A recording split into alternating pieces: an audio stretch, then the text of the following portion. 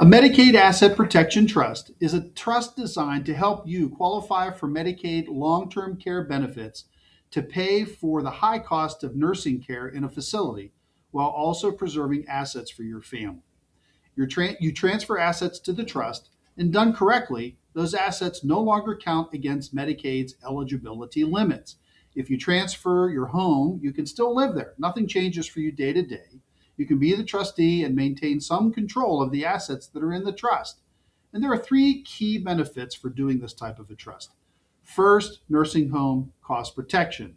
The assets in the trust are shielded from being spent down on nursing home costs before you become eligible for Medicaid to start picking up the tab for your care. Secondly, is legacy preservation. Your home and savings can still pass to your children instead of being spent to pay for care costs. Third, estate recovery. If Medicaid pays for your nursing care after you die, they want paid back, and that's called Medicaid estate recovery. Properly structured, trust assets are protected from Medicaid's after death recovery claims.